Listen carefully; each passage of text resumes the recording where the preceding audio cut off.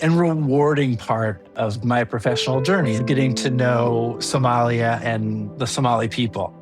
The first thing that comes to mind about Somalis that most people don't know is that it's a deeply honorable and commitment-bound culture.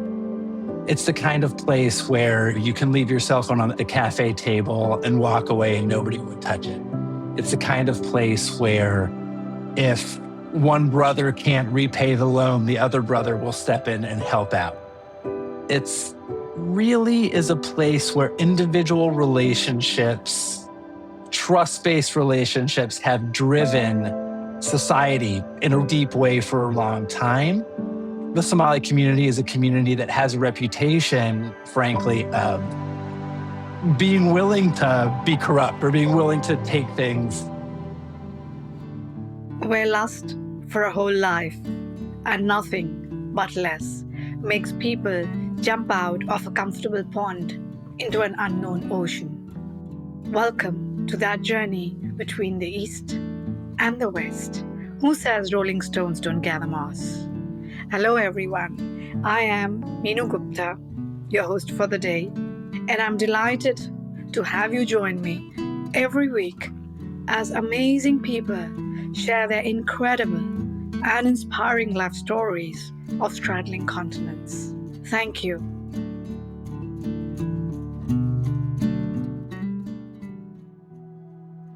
What if peace was not negotiated only in conference rooms, but also built through markets, entrepreneurs, and responsible private capital? What if private companies, often seen only as economic actors, could become active partners in peace building, especially in fragile and conflict-affected societies? My guest today has spent many years working exactly at that intersection between philanthropy, governance, impact investing, and peace building. He's helped design and deploy over $125 million across 4 continents, advising foundations, development finance institutions, and multilateral partners on how to operate where risk is high and institutions are weak. Jon Bellish, did I pronounce your name properly? You did, yes. Okay. So Jon Bellish is the chairman of the Kashmir Fund, an $18 million Delaware statutory trust in America, and also leads Shurako Capital, an impact fund providing Sharia-compliant financing to entrepreneurs in Somalia, one of the country's longest operating regulated financial institutions, supporting local businesses as engines of stability and economic resilience. Before that, he served as executive director and CEO of One Earth Future Foundation, where he led major governance reforms, rebuilt trust during institutional crisis, and helped incubate peace-focused initiatives that now operate independently around the world. His work raises a central question for our time. Can private capital, when governed well, become a force for peace? And above all, beyond any questions, there has been a question in my mind since several years. As entrepreneurs, how can every person in society who is looking to be an entrepreneur contribute to peace in that society and in that country and to the world? So Jon, a very, very warm welcome for joining me on 23rd December, which I know is just one day before. Thank you very much. A warm welcome. Thanks, Meenu. Good to be with you. Before the institutions, the capital, and the crisis, who was Jon growing up? Was there an early experience that shaped how you think about justice, power, or responsibility? I'm looking to find Jon beneath all that I just read out. Sure. I grew up in a pretty typical middle-class American household in a suburb of Houston, Texas called The Woodlands. Growing up as a Texan, Texas is a multicultural place. I grew up among many Latinos, obviously many kind of Americans of European ancestry. and also people from South Asia, people from all around the world. So it was a bit cosmopolitan, but somewhat conventional. Looking back, I think the path I've taken was a bit shaped by how I grew up. I come from a long line of mixed tradition families. So my father's mother grew up Catholic, converted to Judaism. My dad married a Christian woman who never converted. Both of my maternal great-grandfathers were Protestant preachers in Mississippi. And that created this huge cultural rift before I was born. And then there was a reconciliation before I was born. That was part of my family history, how deeply identity-based conflict can divide a family, but also how shared values can bring it back together. I've always thought of myself as a person who grew up between different types of religious and cultural traditions. Because I saw that you studied political science, Spanish, law, and business. So what were you trying to understand about the world or about yourself at that stage of your life?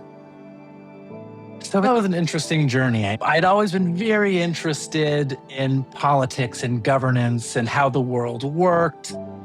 I really embraced kind of a high school level Spanish and got very interested in Latin American, especially Chicano literature. From a liberal arts standpoint, it was learning about things that were interesting to me, learning about the world and how it operated. When I was in college, I got a job with a political consulting and PR firm. And that kept me in Mississippi. And that kept me in Mississippi for another year, working in advertising. And then I went to law school, originally thinking I was going to be a corporate lawyer in the advertising world. But after my first year, I had a quarter-life crisis. Who am I doing this for? Am I doing this because I think that's the right thing to do? Am I doing it because I think that's a safe and good way to make money? Is that what I want to drive my career and how I spend my time? And then I pivoted to focusing on public international law, which with the help of some wonderful mentors led me to where I am today. That's interesting. My last guest also mentioned something, though very different backgrounds. It's asking the right questions, and especially asking the right questions to yourself.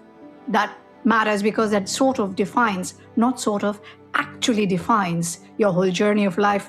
Yeah, it really did. I mean, that was a challenging and disruptive time in my life, but I don't regret it for a minute because it set me on this trajectory of really meaningful and interesting work. That's a really meaningful one. We're going to dissect it bit by bit. Was there a moment when you realized this work would be difficult but meaningful enough to commit to? Yeah, I mean, I love solving problems and working on complex problems and iterating our way forward. And I think you spend even a year working in global affairs or in the developing world, and you see the immense challenges that people face in their day-to-day life. You see the complexity that results from different institutions with different incentives and mandates being forced together by some world event. It's immediately apparent that there will be no shortage of interesting and challenging problems worthy of attention. So yes, that drew me in early on and has sustained me ever since. Oh, that's interesting, because I've read it and I think you've said that also through your work, that peace isn't built only by diplomats. And I loved that statement. So when did you first realize that markets and private companies could play a role in peace building? For a while, I've been actually wondering about the state of the world, and we are really going the Neanderthal way, prehistoric times, instead of, I thought we are getting advanced. So how are we getting advanced? I'm sort of confused. What is happening? So you got it really right. I'm very glad for you and for the world. But when did you first realize that these two could contribute, market and private companies, to play a role in peace building? So I think that there are two formative experiences for me that are kind of pretty different, but I think pointed ultimately in the same direction. The first was getting to know Somalia. over the years. Somalia has had a very private sector dominated society since the early 1990s. Private companies provide electricity, they provide water, ultimately, they provide a lot of the education. A lot of the things that I think most of us would be used to the public sector providing, because of Somalia's particular history, the private sector has stepped into that role. Somalia also has a tradition of the private sector doing peacemaking in terms of negotiating disputes among clans, helping resolve tensions within and across different regions within the country. Seeing a country that has developed so differently from the United States, the country I'm most intimately familiar with, sort of opened my mind to being more flexible about how I categorized who does what in a given society. So that was one. It was a bit sort of more conceptual. And then the other one that was really hands-on was our work in Colombia, which started about 2012, roughly, to 2013. So that's one where we were given a mandate in post-conflict Colombia to work in rural zones and create economic opportunities for the ex-combatants and the campesinos living there. And that's one where I really saw how getting people to work together on something that is productive and where those benefits are material and tangible, how that can have a very powerful peace-building effect of getting people to sort of cooperate on a problem that they both share and then have that generate benefits in people's lives. That's when I really saw, okay, these activities that we normally think of as economic activities, in the right context, done the right way, with the right people, can have pretty profound social effects as well. So it was a byproduct of what you were working on. When you were saying you were working on, that was with One Earth Future Foundation. Those were both with One Earth Future, and then the work in Somalia has obviously translated into the Shirako Capital work as well. So that's how you ended up in Somalia, because you were working with One Earth Future Foundation. One of the projects led you there. So destiny found you when you were not looking. You actually summed it up fairly well. From your experience, what can private companies and investors contribute to peace that governments and institutions often cannot? How? I think they can. The short answer is yes, but it's not really a short answer. The private sector means the women's cooperative in rural Colombia that's selling cacao, right, into a global supply chain. And it includes Nestle, the multinational corporation with tens of thousands of employees around the world doing all sorts of things at very high degrees of sophistication and everything in between. If we think about local private sector actors, let's think about everything ranging from the rural cooperative to the company with 100 employees, like a medium-sized, locally owned company. I think that these actors can be tremendously important forces for peace in the world in a couple of different ways. One is direct peacemaking and negotiation. A lot of local companies have employees, customers, and supply chains that cross conflict lines, whether geographic, ethnic, or tribal. They normally are well positioned and have an interest in peace and stability. And I think there are examples from around the world of these actors playing that role as part of their day-to-day life. If you were to ask some of these private sector actors, like, are you engaged in peacemaking? They would probably say, no, that's not how I think about it. I'm engaged in solving a problem that is disrupting my operations or harming my staff. The mechanism of solving that problem and the result is peace and conflict reduction. Investors can think carefully about how the benefits of their investments are being distributed across conflict lines, within conflict affected settings. Conflict economies reward the most powerful and they tend to reward the status quo.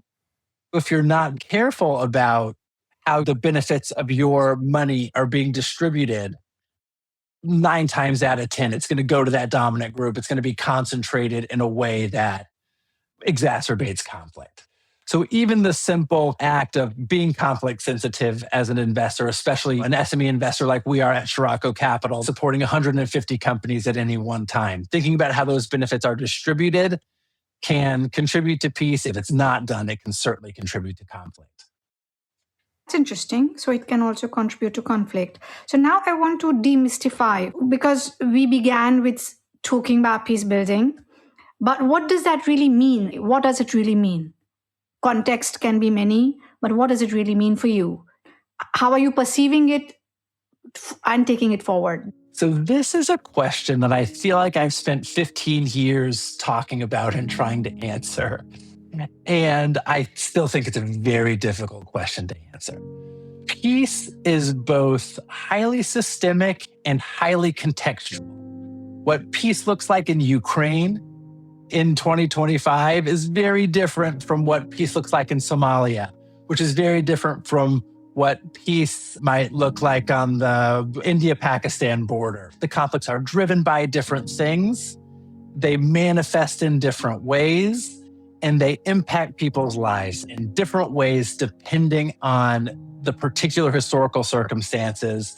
That's why peace is such a difficult topic to work on, such a difficult problem to solve. Being sick or being healthy is not that different in Ukraine and Somalia, right? If I have the flu in Ukraine and I have the flu in Somalia, I'm going through similar things. Yes, I might have different services available to me, but that's a whole social dynamic. The health part is the same. The peace part is not the same. Now, with that said, I think peace building and peacemaking, right? Peace building is creating the conditions, the social conditions that support peace. And peacemaking is more the negotiation part, the people that most think about, right? Sitting at the table, negotiating the terms of the agreement, writing the agreement and signing it, or what have you. I think that it is a top-down and bottom-up. Top-down, it looks like what the founder of the Harvard Program on Negotiation, William Ury, calls third-siders, people who see themselves as impartial and pushing for peace, helping find off-ramps. And then bottom up, that can be the entrepreneur or the community leader or the elder doing the same thing. But it also includes what builders call positive peace. It includes economic opportunity, access to education. It includes women's inclusion in social life and decision-making. So I'm afraid that might not do a great job of demystifying as much as you might have hoped, but I do think that it illustrates there is no one size fits all, and you really need to know the place where you're working in order to be an effective peace builder or peacemaker. Thank you for sharing your point of view on that, because I have been talking to people across the world, different parts of the world, from entrepreneurs to people in conflict zones or war zones right now, and the ones who left, who are hostages. And there was something which a young person, so even my thought process it has been evolving over time. It has been adding, evolving, transforming, so to say. And it was very nice when a very young person who left Afghanistan, a UN peace builder, he mentioned he was born in a war-torn zone. He grew up with bombs around in a state of violence. He told me that peace is not just the absence of conflict. It's a state of harmony. So in one word, he said that. And then I was thinking about it in a state of harmony, because, there can be very pedantic lines and lines which actually speak to you for each person. What would it mean? And as you exactly put, in Somalia, it could be something very different. In Ukraine, it could be something different. In the US, that meaning, what one might put in a different household, even in different parts of the country, would be very different. So I thought about it. I've been thinking about that for a while, because then it boils down to just being in that state It's not about the doing or whatever actions which are happening outside in the world. It boils down to the person themselves, that they are in a state of peace. And I had some months ago, and it was very interesting. Somebody was representing the Tibetans, the Tibetan voice. And it was very beautiful, heartwarming to see how, and it's really a challenge, how harmoniously, without violence, and even in pictures, when my person was trying to put a video trailer together, Jon, just by watching those few pictures in a few span of seconds, one actually could feel that peace, the way they are living their lives. So it's a way of being. The doing comes from the being, rather than the other way around. People think they do, and they will arrive at a particular place. But it's a way of being that contributes to the doing, whatever they are doing. Somalia is often reduced to headlines about conflict. When I say the word Africa, it conjures up different images in everybody's mind, even when I say Africa as a whole. What is working closely with the Somali entrepreneurs reveal that the world rarely sees. You've worked very closely, you are working very closely with them. This has been a very interesting and rewarding part of my professional journey, getting to know Somalia and the Somali people. The first thing that comes to mind about Somalis that most people don't know is that it's a deeply honorable and commitment-bound culture. It's the kind of place where you can leave your cell phone on the cafe table and walk away and nobody would touch it. It's the kind of place where if one brother can't repay the loan, the other brother will step in and help out. It's really is a place where individual relationships, trust-based relationships have driven society in a deep way for a long time. The Somali community is a community that has a reputation, frankly, of being willing to be corrupt or being willing to take things. I think that's a function of power and circumstance that exists in all sorts of countries and cultures. But my experience lending to Somalis and working with Somalis is that they really care about the commitments they make and work hard to honor them, sometimes in very difficult circumstances. That's interesting because you use the word trust. So that, I guess, is value which is inbred in their everyday lives, in their personal and professional relationships, right? Yeah, so I think it's interesting. In the Western world, right? Let's just kind of paint with a broad brush. In the rich, developed economies, we have driven trust out of our institutional processes. I don't need to trust somebody if the contract is airtight. If I can rely on the courts if something goes wrong and I've done the right thing, I know that I'm going to be compensated fairly. That's great. It's allowed us to have huge economies. It's allowed us to have high standard of living at a large scale. You look at crypto, the trust-free economy. Let's take even more trust out of the system than we already had taken out. That has had, in my opinion, some negative consequences in Western society. You can see it in the United States, how much of our system has relied on norms that we took for granted, that did rely on a certain amount of trust with the system, that people would follow the historical norms. That is broken down, and I think we're starting to see that trust was a little bit important. The other thing that it's done is it's isolated us in the Western world from communities of people who live around us that we rely on and who rely on us. It's almost the inverse in East Africa that I know well, and Somalia that I know particularly well. The institutions haven't worked as well. They haven't scaled up as effectively. That has made people rely more on trust. That has many positive benefits in terms of informal social insurance. sharing each other's time and labor to work collaboratively to solve problems. I think it's something that those of us in the United States and Western Europe could probably do with a little bit more of. You said that very diplomatically, Jon. But I loved the term that you used, informal social insurance. I would love to go deeper in this because, in my opinion, it is so vital. We're talking of trust, and trust seems to be the victim of changing times and development. Now, that is another word which I can debate. What does development really mean? You really hit the nail on the head. Because many years ago, before one put everything on paper, a handshake would have been more than enough to ensure very good running relationship, good working relationship. So whether it be a personal relationship or working, the working came from the personal values.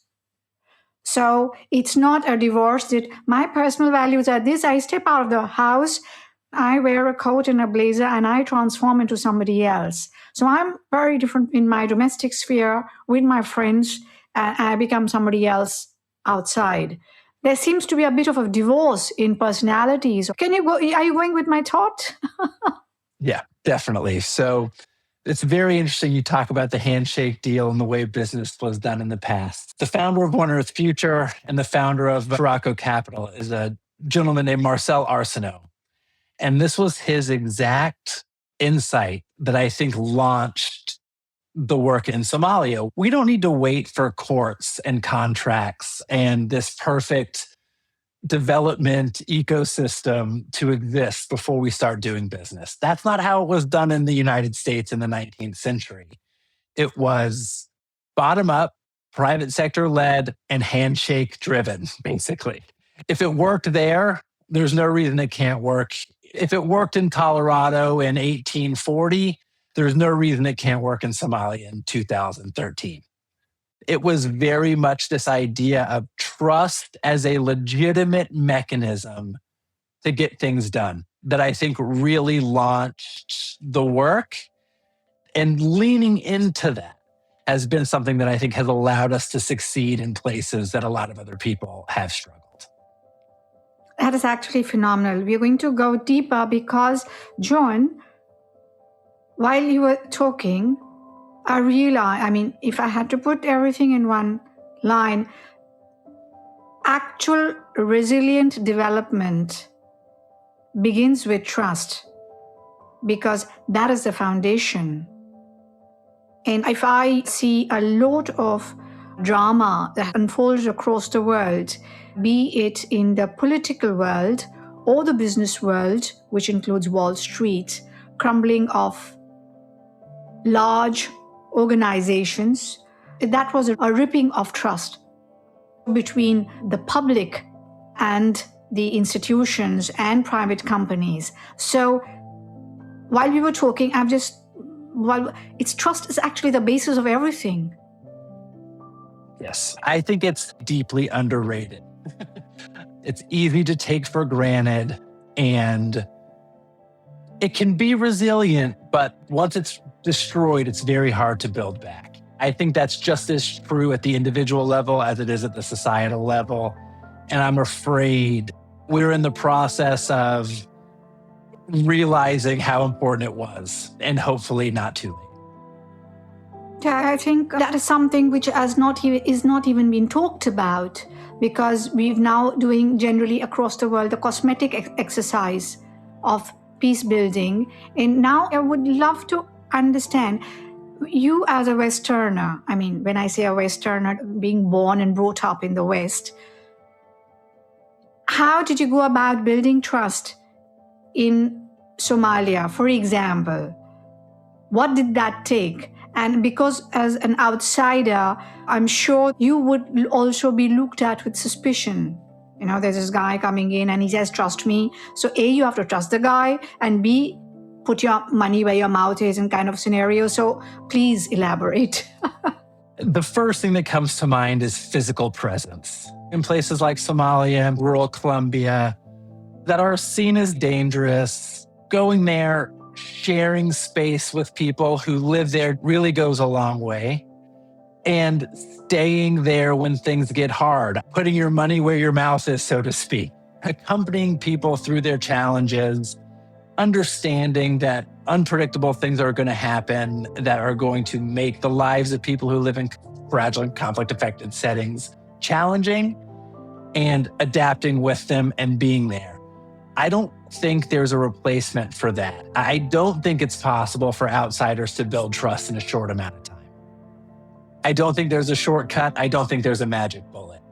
To the extent that there is a shortcut, it would be having a community or a group that you've already built trust with, introducing you to another community and vouching for you. That's as close to a shortcut as you can get. But even that sort of at a community by community level, right? There's no way to do that at a country level. Recognizing that there's no shortcut, being there and adapting is key, and hiring as few foreigners to help as possible. I mean, really respecting the local talent, respecting the local wisdom, and resourcing that as a first option. That would be another way that an outsider with resources can build trust. Yeah, so if I had to put it in one line, it would be understanding, listening, and being there and not imposing your thought processes first. And this process of accompaniment, an international development that I think was developed by Paul Farmer, accompanying people through their labor of improving their life. Like that to me is how development should be thought of. Accompanying people as they improve their own life, not coming in with a technical solution that is going to somehow impact many people in some kind of arm's length or amorphous way. So you speak to the heart before you speak to the mind. You speak to the heart before you speak to the mind. You're never going to build trust with people who have been in conflict. That's not an intellectual process. They've all been betrayed. And that betrayal has had tragic consequences in their life or the life of their family. If there's one universal thing about conflict, it is that it creates a lot of trauma that people carry around with them all the time. No, I totally agree. I'm so with you there because I've always said from an I, then we become a we. And a we is much stronger. There is no them then, it becomes we. And we are in this not only financially, economically, but as a society, people evolve together. So in your case, how was your first experience of trying to build trust, go from one place mentally, not geographically, of not knowing and just at the start point? How was that experience for you from the start point to the end point where you said, oh, I am them, it's now a we? I've been working in Somalia for over 10 years, and I don't think I'm really part of the we. You have to start with a lot of humility. These are things that if you do them as an outsider, building trust is actually not that hard because so few outsiders do these things. People who are used to working with outsiders are immediately like, oh, this person is doing things differently, and that attracts them to you. So thing number one is humility.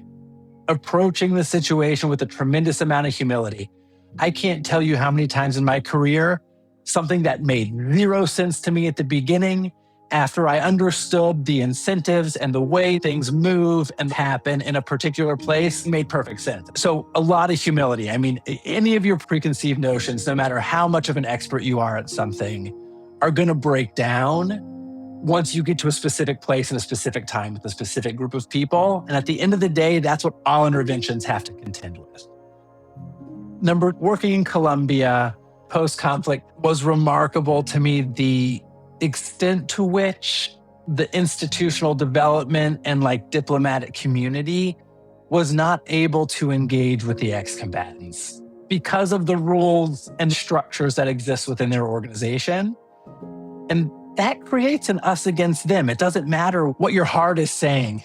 If the rules say you can't engage with these people in a constructive way, it's going to be really hard. But conversely, if you can engage with them in a constructive way, you find that they're willing participants and for the most part are going to engage in good faith because they see this as a once-in-a-lifetime opportunity.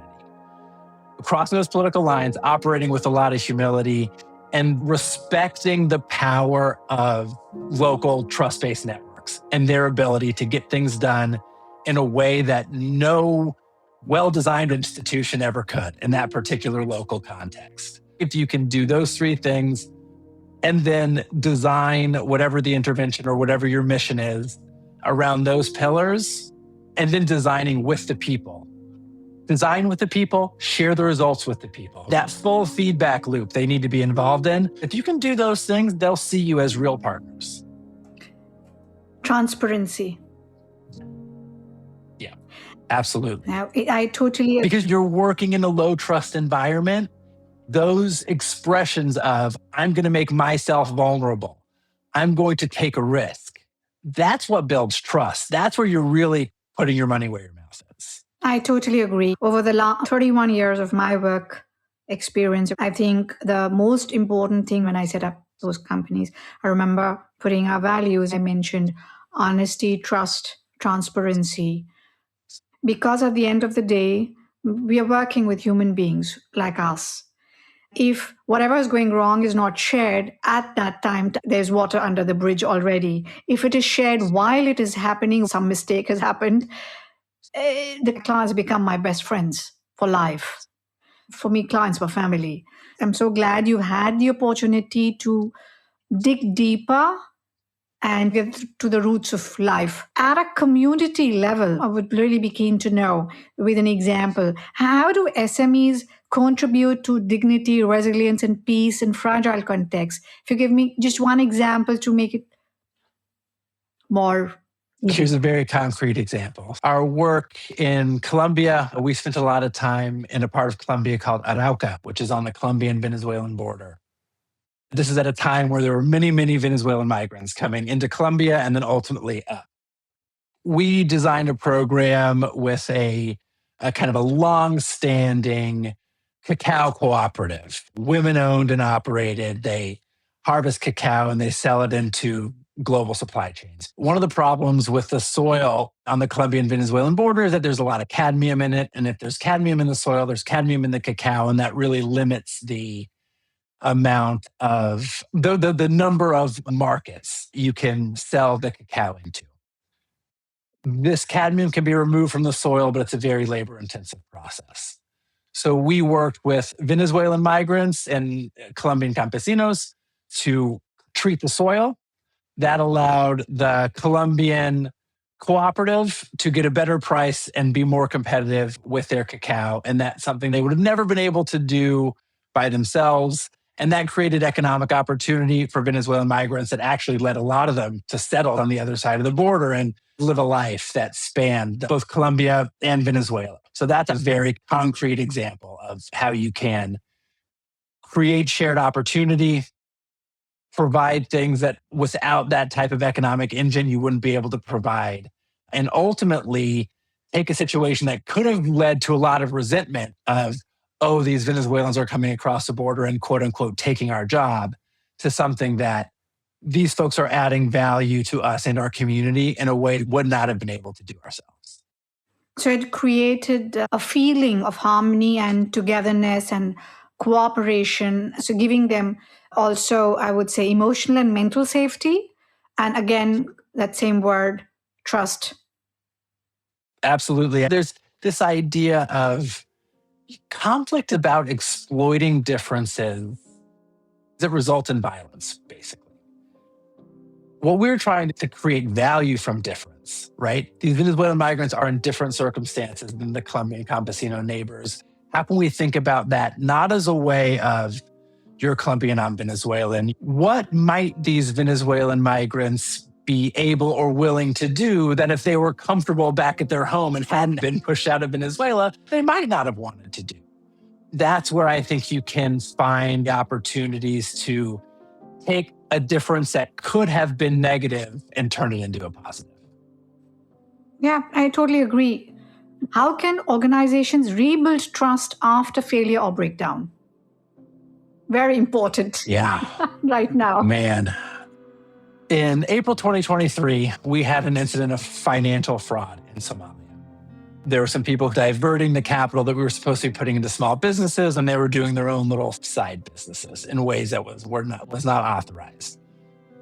Thank goodness it wasn't worse than that, right? Because when we had an internal whistleblower come forward, and when that happened in Somalia, your mind immediately goes to the worst case scenarios. But what got us through that and allowed us to keep our trust with investors was not very fancy. It was honesty and hard work. This is another one where I'm afraid there's no shortcut or magic app that we can build or no invention that we can create. You have to be transparent. You have to explain exactly what happened. You have to be honest with yourself and them about why it happened. And then you have to do everything you can to fix those mistakes, to build that trust, and to communicate that's happening on a weekly basis. And you just keep doing that until the comfort is restored. I really think that, and this is where I worry at the broad societal level, it relies on this sense of community. I want to stay in the fold. I want to continue to have an opportunity to work with these people. For me, it's the investors and the Somali companies, but for a national political institution might be much bigger and more complicated than that. But it's got to come from this sense of, I want to stay in the fold and I'm going to do what it takes, not I'm going to protect my image for the next business transaction. I'm afraid that the prevailing dominant culture, elite culture in the West is not conducive to the kind of posture you need to take to rebuild trust once it's lost. Actually, it's interesting what you just said. I think you've hit the nail on the head. So can you elaborate on that? Even when you are rebuilding trust, there has to be willingness on the other side to have a big heart, to be willing and open to allow this rebuilding of trust and this building of bridges to take place. Yeah, and it's got to come from a sense of community, right? The logic of you violated rule 2B, and so the penalty is this, doesn't apply to rebuilding trust. The other side has to have that same communitarian sense that the offending party had. In Colombia, we used to talk a lot about weaving the social fabric. There's got to be a social fabric that you want to be woven back into. You have to see yourself as that loose thread, and you have to see being part of that community, however you define that, as being valuable. If both sides don't have some shared vision of that, it's hard for me to see what the basis of the rebuilding of trust is going to be. And then you said something very interesting, and in the West is very different. Can you please elaborate? So there's a saying that came up, I don't know who said it, but America's an economy, not a society. And you look at the way that Donald Trump governs. It's a series of transactions where the person behind the transaction is not nearly as important as the result. Who won, who lost, who's going to do the deal, how can I get advantage over the person in the deal? If you see life and society as a series of transactions, it almost doesn't matter if one person breaks trust and gets excommunicated and leaves the fold. You've got 100 other people that'll do business with you, right? We in the United States, and I won't speak about the West with too broad of a brush, but I will speak about the United States with a pretty broad brush. We have created an economic situation where we do not genuinely need our neighbor, right? Like the thing that I see in Somalia and in Kenya, people need each other. If something breaks, you need to borrow the thing from your neighbor. If your kid's sick and you have to work, you got to rely on that neighbor to watch your kid in exchange for you watching their kid in the future, right? There is this real need that drives a social interaction.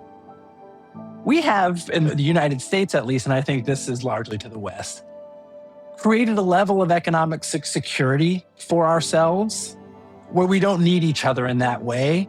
And we have lost the muscle memory. We don't exercise those social muscles.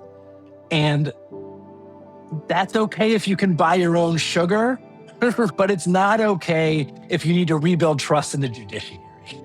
And so I think that I'm very concerned that the way that people in the East take care of multi-generational family members, live in community with their immediate geographic neighbors. These are all very common practices. In the East, in the developing world, I have no idea who's on either side of my parents' house right now. If they were out on the street, I wouldn't recognize them. And I think that's how a lot of us live. We don't have the social fabric. We're individual pieces of thread that are kind of hanging on the clothesline, but we're not really woven together by anything other than economic transactions. If you're just individual threads buying and selling from each other, if one thread drops off the line, it almost doesn't matter. You said something so important. We don't have the social fabric. And pretty much, if I had to visualize it, it's actually that which social fabric is that landing pad which can catch a person when they fall. So we don't have a fallback. We have this false sense of security, or we are trying to fool ourselves, that by having this insurance, that we have a fallback. But there is no real fallback. At the end of the day, we as humans built systems. So having a system to fall back on, having a system is great to work with. But having a system to fall back on, like I told you, my files were out of my system. Right? And then they're gone. I need humans to find them. That is something so vital. I'm trying to get to the root of the power politics, because we've been discussing diversity, inclusion, peace building, climate change. I don't know what all we've been discussing, but then when I took all these out of their silos, because peace building by itself has become an industry, so has climate change, so has diversity and inclusion. People then start working in silos and the solutions keep going out as echoes. However, if I look at the world as a whole, I love the term that you worked with, One Earth Future. It's like an integrated human body, right? You need integrative solutions.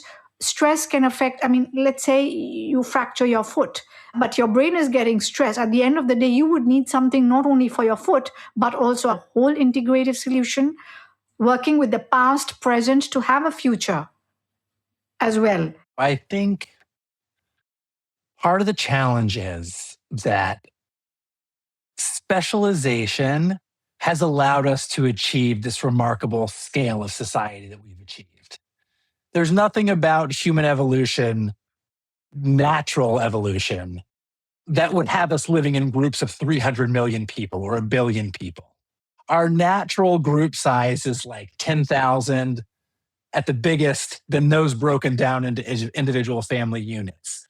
Without that specialization, without the siloism that has now become a problem, we could have never achieved the standard of living at the scale that we've achieved it. I do believe that's true.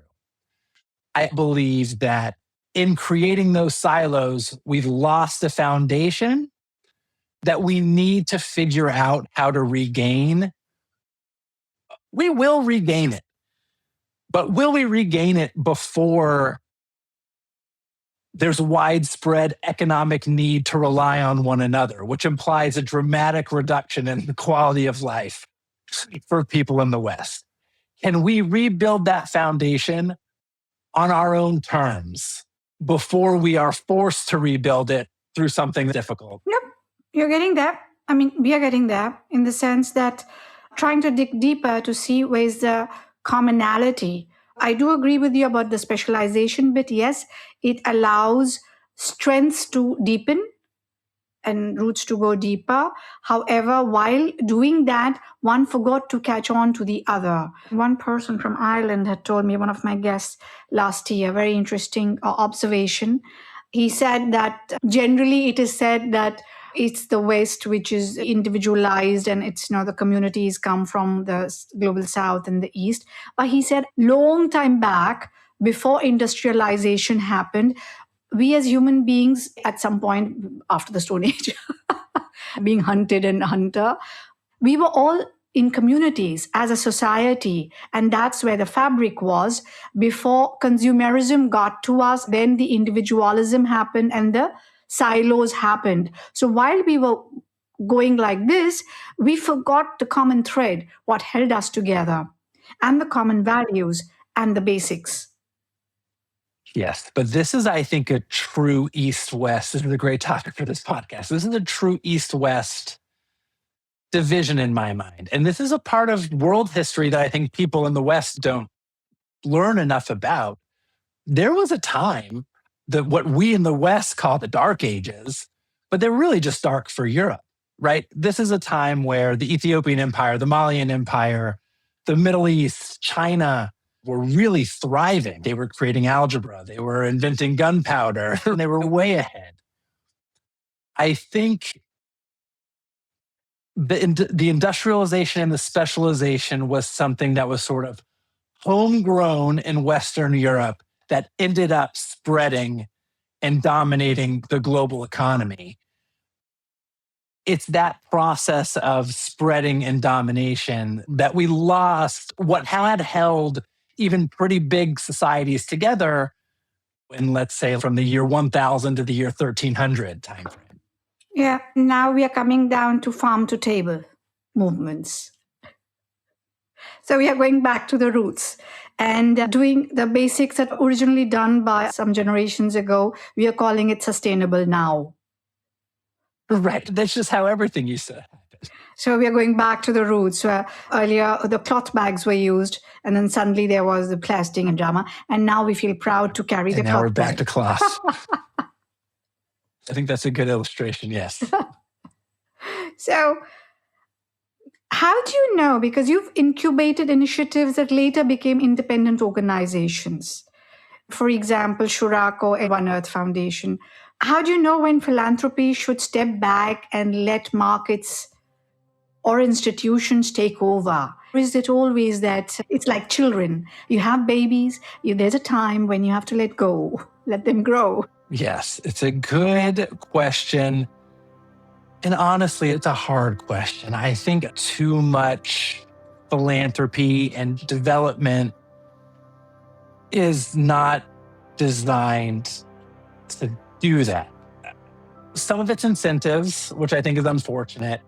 And some of it is just changing social systems is hard. And 9 times out of 10, if not 99 times out of 100, what you're doing is not ultimately going to be a self-sustaining, perpetual impact-generating machine. And I think that's true of private companies, right? It's true of restaurants and development projects. But the difference between restaurants and development projects is you can convince somebody to keep funding your development project for a lot longer than you can convince somebody to invest in a restaurant that's losing money. And I do think on some level, it's as simple as that.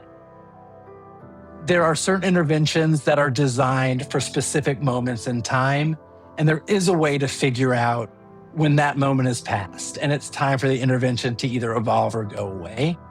So I take, for example, the work that we did in Colombia, started off very much focused on FARC ex-combatants.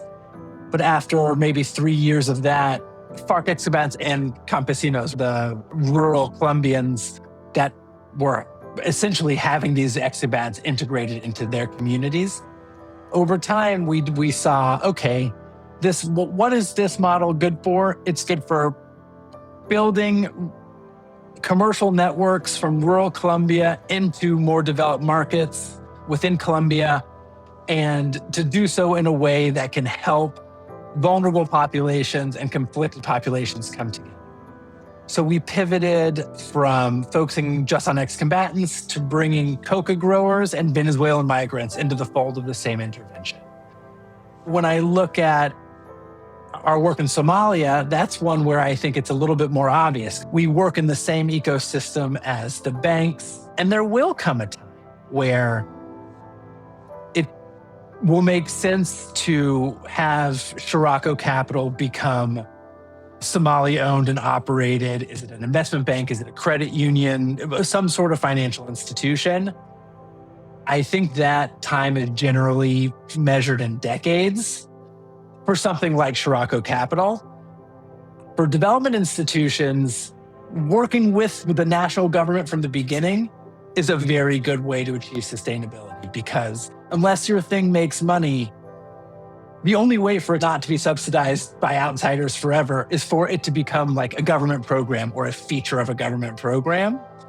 So thinking about cost from a government standpoint, thinking about fit from a government standpoint can be an important way to achieve sustainability. You can even do it with something that might not start out as a natural priority in the government, because these things take a long time to develop and mature.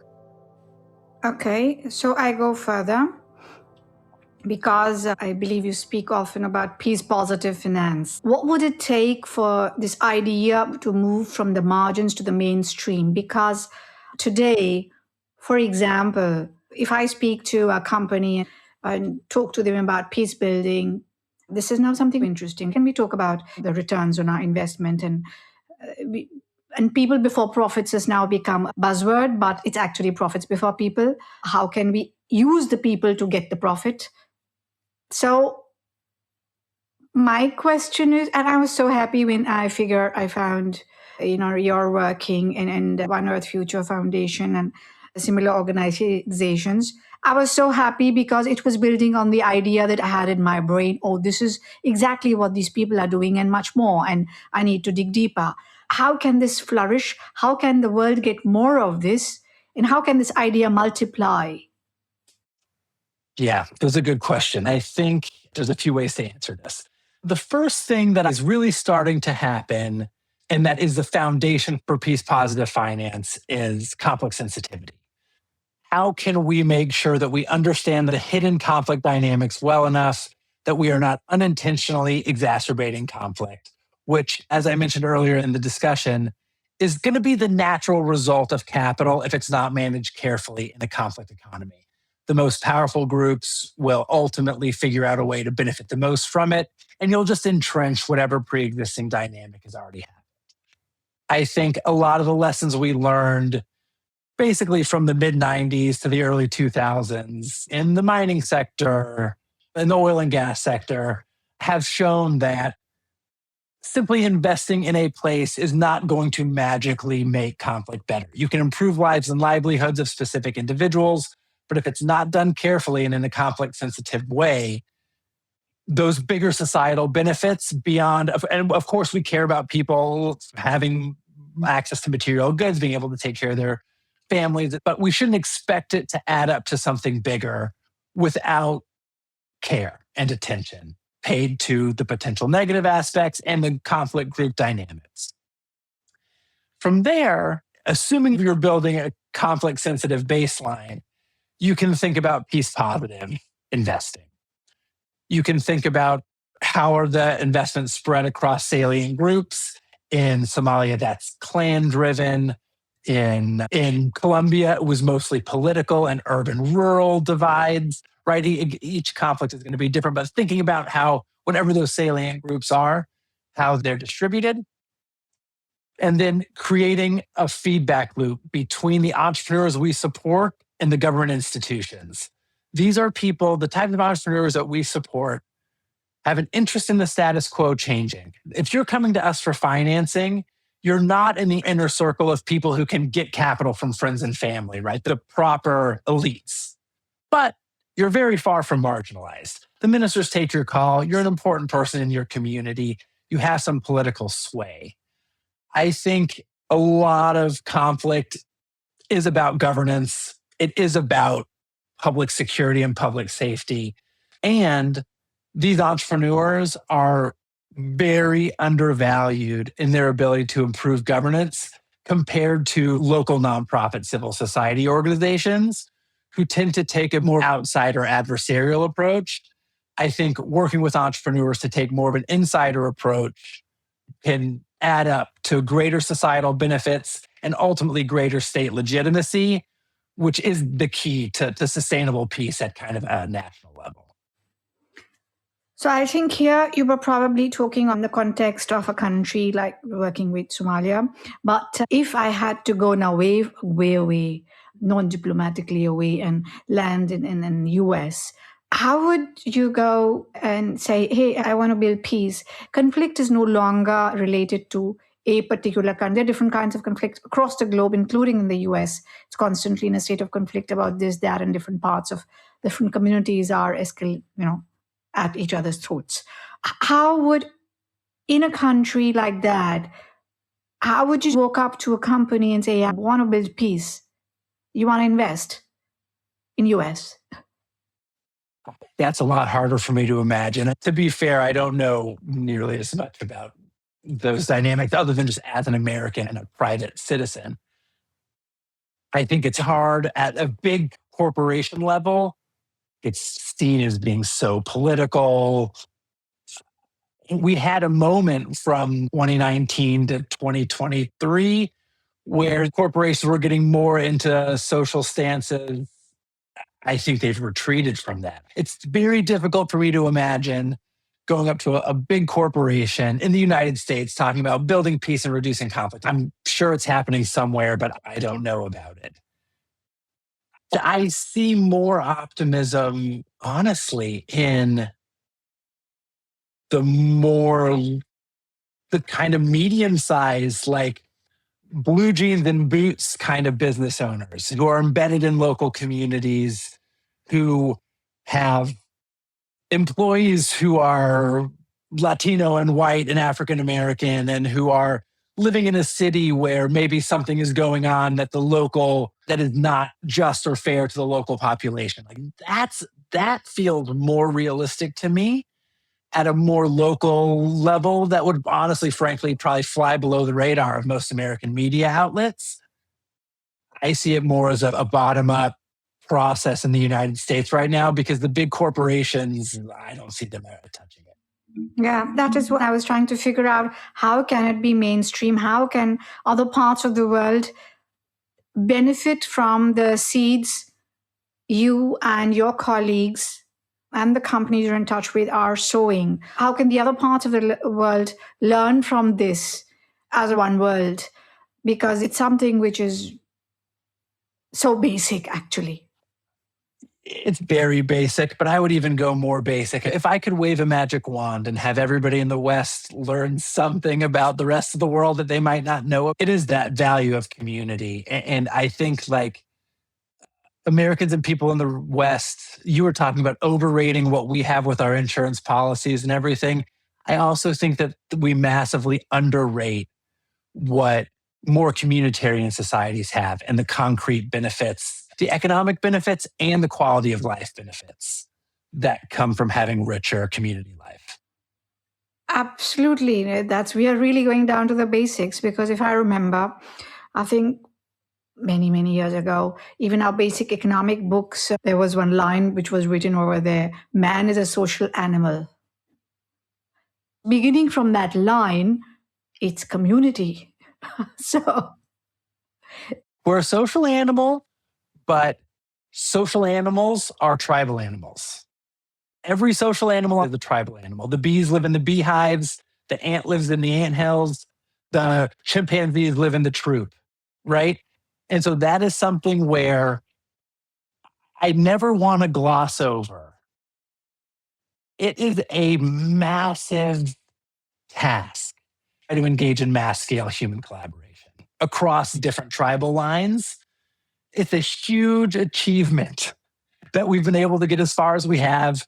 And I'm afraid we have peaked or are peaking, but I don't think we should understate the extent to which we had to change our own human nature to collaborate at the scale that we collaborate at, even though collaboration is in our DNA. Thank you for that, because at the scale at which you collaborated and the depth, it required you to break mental walls and borders to arrive at that level of collaboration. And not only you, all the people concerned would have had to do that on the other side to get to that level of collaboration. And now that you mention, I'll tell you two things and ask you, because There's this thing called global citizenship. A lot of people would say we are global citizens, which is not really related to geography. It first comes down to the feeling of it that I'm just not being a national. I am born in this XYZ country, but I belong to the world and so on. However, and I can tell you some diplomats, people I've spoken with who said something which you said about human beings be tribal in nature. That's really not way. That's going to take a long time, somebody told me, to happen. So now we have global citizenship, we have this tribal nature, what you just said. So that means we can't even think of global citizenship because right now, as we speak, that particular subject is being debated, and United Nations since a few years is trying to teach that concept in Montessori school. I mean, it's being taught in multiple schools nowadays in different ways. So now, where does this go? Yeah, I believe in the possibility of a nested identity that can kind of scale up. I don't feel like a Texan or even that much like an American, right? I'm somebody that has had the pleasure of spending many years of my life in many different countries and learning to love that. But I think for a lot of people to be able to say, I'm an Irish American, a Bostonian, resident of Massachusetts, an American, and a citizen of the world is possible. And those identities can take on different meanings at different times. I also think it's a lot to ask people who have not had the same privileges that I've had of spending extended periods of time in different cultures, in different societies, seeing the sort of strange, unexpected beauty of it all, to embrace that citizen of the world identity. I think that there are things we can do, and this is where I think the failure of Western elites to take on this mantle and to make decisions and to create public policy that takes on this higher order identity. That's where I think the failure is. Not that I'm going to be able to get working class person from Texas who might dream of vacationing to Mexico once in their life to inhabit the world of the Somalis. That just seems like quite a lot to ask of somebody. I agree and I understand. So for you, what is home and where is home? I mean, where do you belong? Where do I belong? I mean, where my wife and kids are, we've made a home in Kenya and it feels like home. You know, I'm here in Texas and I'm thinking about how much the coffee costs in Kenyan shillings. And oh my gosh, that's such an expensive cup of coffee. I have made a very strong community in Boulder, Colorado, where I lived for 15 years before we moved to Kenya. And then, you know, wherever I am with my extended family or my wife's extended family, that feels like home. I love the idea of saying like, home is Houston, Texas, and that's where my people are, and that's where my culture is, and that's where I feel most comfortable. I think there's something nice about that, even as I think there's something great about being able to embrace Kenya and Colombia and the United States all the same. Yeah, thank you for sharing that. How does being based in the global South change how you see capital, risk, and decision making? I mean, as small as it's a brain working when you said you were counting, suddenly it's automatic, the brain saying how much is a coffee here. How do you see capital, risk, and decision making? You've had the privilege of literally saying the world is my village. As I think about capital, risk, and decision making, I think that I mean, the kind of stuff I think global capital markets have done a remarkable job of pricing actual risk. The mistake is thinking that markets can create prosperity in places left behind by markets. Paul Collier, a development economist at the University of Oxford, and he wrote this book last year called Left Behind. And he opens the book with this vignette of the boat, the sailboat, that the sailboat is at an equilibrium, it's going at a course, and the market's going to decide which sailboat is the fastest and the best, and it's going to invest in those sailboats, and that's going to create a bunch of sailboats that can really sail. What we forget is that the capsized sailboat is also at an equilibrium, right? That capsized sailboat, it's just as hard to get the capsized sailboat upright as to get the upright sailboat capsized, arguably even harder. The big mistake we've made in how we think about risk and development and how development and markets intersect is we've had this analogy that we basically used in Afghanistan that said, we're going to focus on creating physical security, step one. Step two, we're going to create a system of governance and education that is fair and transparent and works like we want it to work. Step three, the economy will blossom because markets are efficient. And once we have that in place, people are just going to be making money hand over fist and the economy is going to be fixed.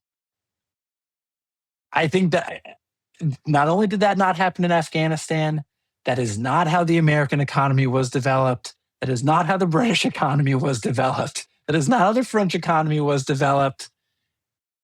Markets don't create prosperity in left behind places by themselves.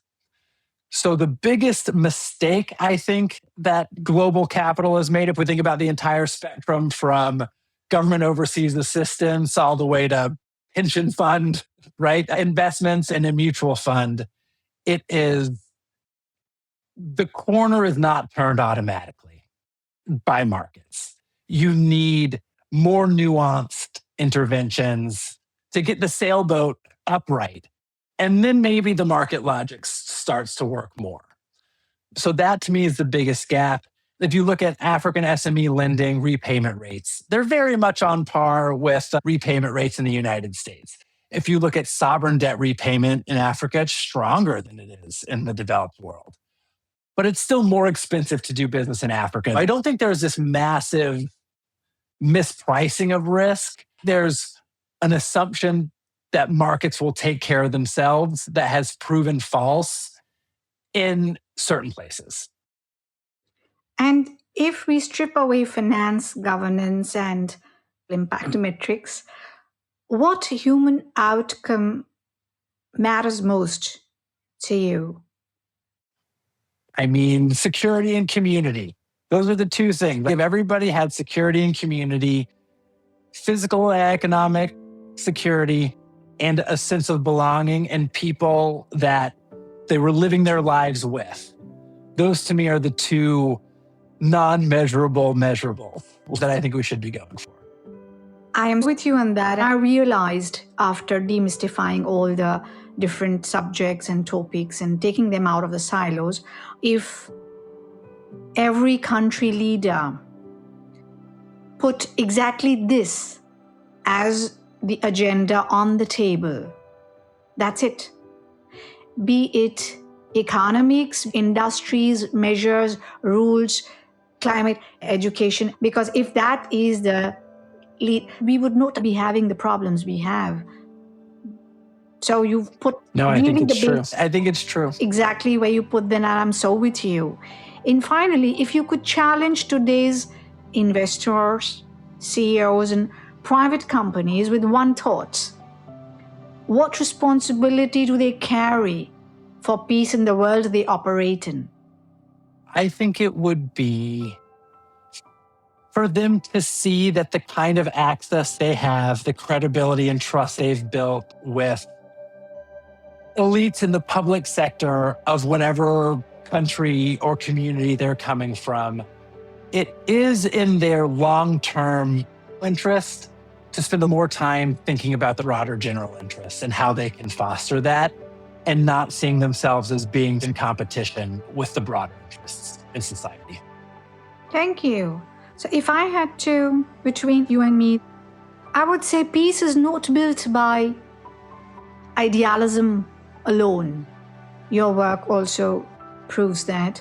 It's built by those who dare to turn capital into conscience, in a way, governance into responsibility, and entrepreneurship into a bridge between worlds.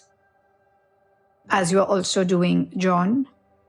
Between the East and the West, in my opinion, this is how peace actually becomes human, making something intangible tangible. Thank you for joining me today, Jon. I'm sure we will have multiple discussions. This was a starter. Thank you for doing what you're doing. Thank you very much, Meenu. Thank you for listening to the series Between the East and the West. Do subscribe to the channels mentioned on the site in case, of course, you liked what you heard. I am Meenu Gupta, the host of the series, and I'll be looking forward to your comments. We love feedback. Thank you once again. Namaste and bye-bye.